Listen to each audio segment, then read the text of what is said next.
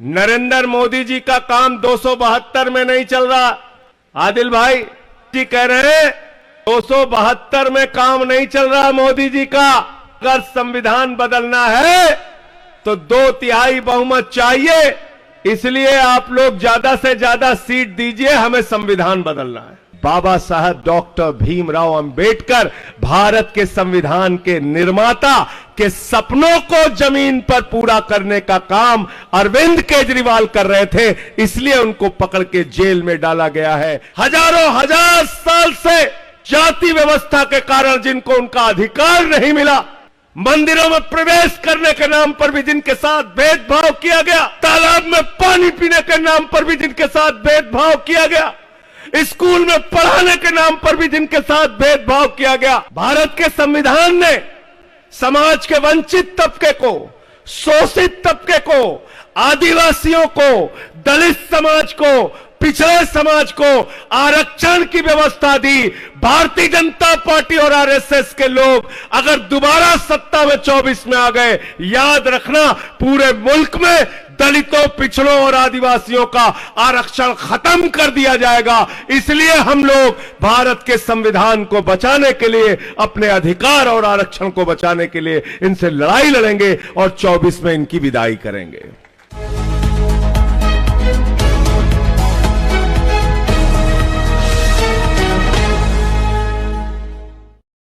आज बाबा साहब डॉक्टर भीमराव अंबेडकर जी की जयंती के अवसर पर हम सब लोग यहां पर एकत्रित हुए हैं। जब मैं आया तो दिल्ली की मेयर डॉक्टर शैली ओबराय जी अपनी बात रख रही थी। उसके बाद राखी बिरलान जी ने अपनी बात रखी। आज सबकी चिंता क्या है? अभी जो शपथ आपने ली उसका अंतिम वाक्य यह आम आदमी पार्टी के कार्यकर्ताओं के लिए एक शपथ का वाक्य मात्र नहीं होना चाहिए। यह आम आदमी पार्टी के कार्यकर्ताओं के लिए एक संकल्प होना चाहिए कि अंतिम सांस तक बाबा साहब के द्वारा बनाए गए संविधान को बचाने के लिए लड़ाई लड़ेंगे।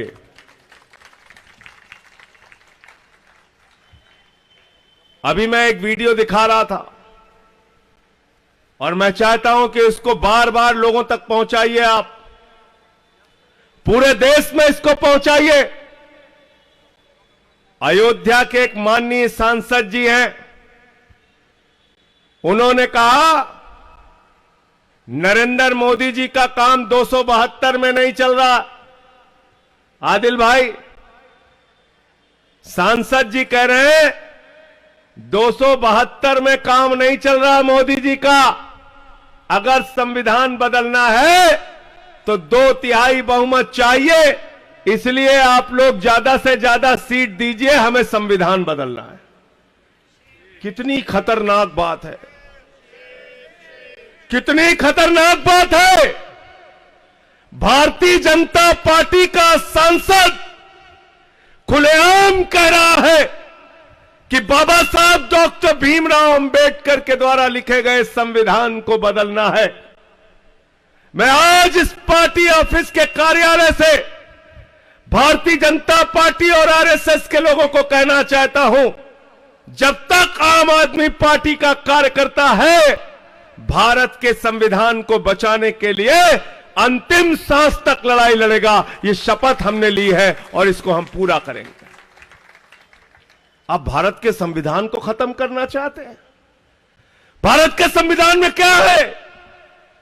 बाबा साहब ने कहा शिक्षा में हमें समानता नहीं है। समाज के वंचित लोग, समाज के पिछड़े लोग हजारों हजार साल से जाति व्यवस्था के कारण जिनको उनका अधिकार नहीं मिला, मंदिरों में प्रवेश करने के नाम पर भी जिनके साथ भेदभाव किया गया, तालाब में पानी पीने के नाम पर भी जिनके साथ भेदभाव किया गया, स्कूल में पढ़ाने के नाम पर भी जिनके साथ भेदभाव किया गया, बाबा साहब ने कहा शिक्षा का समान अवसर हिंदुस्तान के सभी वर्ग के लोगों को मिलना चाहिए। और बाबा साहब का वो सपना हिंदुस्तान की किसी सरकार ने पूरा करने का काम किया है तो अरविंद केजरीवाल ने पूरा करने का काम किया है, समान शिक्षा का अवसर। भाई मनीष सिसोदिया जी ने दिन रात मेहनत करके उस शिक्षा व्यवस्था को जमीन पे लाने का काम किया। केजरीवाल जी 2015 में मनीष सिसोदिया के साथ सरकारी स्कूलों को देखने जाते थे। मकड़ी के जाले लगे रहते थे सरकारी स्कूलों में। हमारे आपके बच्चे टाट पट्टी पर बैठ के पढ़ते थे। बच्चियों के लिए टॉयलेट का इंतजाम नहीं था, प्रयोगशालाएं नहीं होती थी सरकारी स्कूलों में। आज उन्हीं स्कूलों में जहां पे मकड़ी के जाले लगे रहते थे, केजरीवाल जी ने एयर कंडीशन कमरे आपके बच्चों की पढ़ाई के लिए बनाए। बाबा साहब के सपने को पूरा किया। बाबा साहब का सपना था कि भारत का संविधान, उसमें हर व्यक्ति की आस्था होनी चाहिए। भारत का संविधान हर व्यक्ति को समझ में होना चाहिए और उस संविधान में उसको क्या अधिकार मिले हैं, इस बात की समझ उसको होनी चाहिए। 75 साल में तो बहुत सारी सरकारें आई और गईं, लेकिन हिंदुस्तान की पहली सरकार है अरविंद केजरीवाल की सरकार। भारत के पहले शिक्षा मंत्री है मनीष सिसोदिया, जिन्होंने कहा सरकारी स्कूलों में बाबा साहब डॉक्टर भीमराव अंबेडकर का संविधान पढ़ाया जाएगा। कहा कि नहीं कहा बताओ? कहा था ना? कहा था ना? तो जन्म के आधार पर भेदभाव ना हो, यह ताकत कौन देता है? कौन देता है? जोर से बोलिए। कौन देता है? जोर से बोलिए। शिक्षा के नाम पर भेदभाव ना हो, यह अधिकार कौन देता है? स्वास्थ्य के नाम पर भेदभाव ना हो, यह अधिकार कौन देता है? नौकरी में अवसर के नाम पर भेदभाव ना हो, यह अधिकार कौन देता है? तो भाजपाई अगर संविधान बदल दिए तो आरक्षण खत्म कर देंगे। कर देंगे कि नहीं कर देंगे बताओ? कर देंगे ना? आरक्षण खत्म कर देंगे ना? क्योंकि बाबा साहब ने कहा सामाजिक व्यवस्था के कारण, दुर्भावना के कारण, भेदभाव के कारण समाज के एक बड़े तबके को आपने सरकारी नौकरी से दूर रखा है। और तमाम समाजवादी नेताओं ने उदाहरण दिया। डॉक्टर लीमे ने एक किताब लिखी, डॉक्टर लोहिया ने लिखा, एक व्यक्ति 0 पॉइंट पे खड़ा है और एक व्यक्ति 20 किलोमीटर आगे खड़ा है, तो उनमें प्रतियोगिता नहीं कराई जा सकती। पहले 0 पॉइंट वाले को आगे बढ़ाओ, 20 किलोमीटर वाले के बराबर करो, फिर दौड़ कराओ और देखो कि कौन आगे जाएगा। गलत तो नहीं कह रहा हूं? गलत तो नहीं कह रहा हूं? तो आरक्षण के जरिए भारत के संविधान ने समाज के वंचित तबके को, शोषित तबके को, आदिवासियों को, दलित समाज को, पिछड़े समाज को आरक्षण की व्यवस्था दी। भारतीय जनता पार्टी और आरएसएस के लोग अगर दोबारा सत्ता में 24 में आ गए, याद रखना पूरे मुल्क में दलितों, पिछड़ों और आदिवासियों का आरक्षण खत्म कर दिया जाएगा। इसलिए हम लोग भारत के संविधान को बचाने के लिए, अपने अधिकार और आरक्षण को बचाने के लिए इनसे लड़ाई लड़ेंगे और 24 में इनकी विदाई करेंगे। विदाई करना है कि नहीं करना है? करना है ना? एक मुख्यमंत्री बने आदिवासी समाज से। क्या नाम था भाई उनका? क्या नाम था? जोर से बोलिए। हेमंत सोरेन, जिनके पिता ने झारखंड राज्य बनाने के लिए जीवन भर संघर्ष किया। हेमंत सोरेन आदिवासियों के अधिकारों के लिए लड़ाई लड़ी। आदिवासी समाज के नेता फर्जी मुकदमा लगा के, बिना किसी आधार और सबूत के, आदिवासी समाज के सबसे बड़े नेता और झारखंड के मुख्यमंत्री को मोदी जी ने उठा के जेल में डाल दिया। जेल में डाल दिया ना? अपमानित करने का काम किया कि नहीं किया? समाज के सबसे बड़े तबके को, आदिवासी समाज को किया ना? इसका जवाब देना है कि नहीं देना है? बताओ, देना है कि नहीं देना है? दिल्ली के अंदर 3 बार से प्रचंड बहुमत पाने वाले मुख्यमंत्री, एक बार जीते, फिर 2 बार जीते, फिर 3 बार जीते। भाजपाइयों को लग गया दिल्ली में तो दाल गलने वाली, दिल्ली में दाल गलने वाली, दिल्ली में दाल गलने वाली। बोले करें क्या? बोले कुछ मत करो, अब इस मुख्यमंत्री को ही पकड़ के जेल में डाल दो।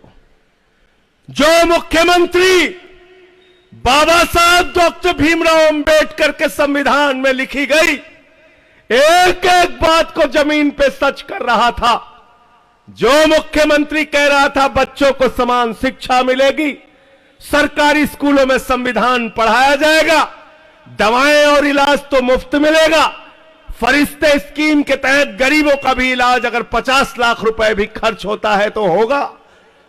माताएं बहनें, मजदूर वर्ग की हमारी माताएं बहनें, जिनके जेब में काम पर जाने के लिए, अपने गंतव्य तक जाने के लिए, अपने कॉलेज जाने के लिए पैसा नहीं होता, उनके लिए बस की फ्री यात्रा की जाएगी, बिजली फ्री देके, पानी फ्री देके, समाज के सबसे अंतिम पायदान पर खड़े हुए व्यक्ति को सुविधा दी जाएगी। जब ये सपना केजरीवाल ने देखा और जमीन पे सच करना शुरू किया तो मोदी जी और भाजपा वाले घबरा गए। बोले अगर ऐसे काम पूरे देश में होने लगा तो हमारी तो दुकान बंद हो जाएगी। दुकान पंजाब पहुंचे, वहां दुकान बंद हो गई भाजपाइयों की। अकाली दल के साथ मिलके लूटखोरी कर रहे थे, वहां से साफ हो गए। गुजरात पहुंचे, 14% वोट लेके आए, 5 विधायक हमारे जीत गए। गोवा पहुंचे, 6.5% वोट लेके आए, 2 विधायक हमारे जीते। 15 साल से एमसीडी में दिल्ली को कूड़ादान बना रखा था भाजपाइयों ने। झाड़ू वाले निकले, मार झाड़ू, मार झाड़ू, मार झाड़ू, एमसीडी से सारा कूड़ा साफ कर दिया। कर दिया कि नहीं कर दिया भाई? वो पहाड़ नीचे जा रहा है कि ऊपर जा रहा है? वो कूड़े वाला पहाड़ देखा था ना, देखा था ना, नीचे जा रहा है ना। तो केजरीवाल को गिरफ्तार करने के पीछे एकमात्र कारण है ये जो तस्वीर आपके सामने रखी है। बाबा साहब डॉक्टर भीमराव अंबेडकर, भारत के संविधान के निर्माता के सपनों को जमीन पर पूरा करने का काम अरविंद केजरीवाल कर रहे थे, इसलिए उनको पकड़ के जेल में डाला गया है। तो जेल का जवाब, जेल का जवाब, जेल का जवाब, जेल का जवाब, जेल का जवाब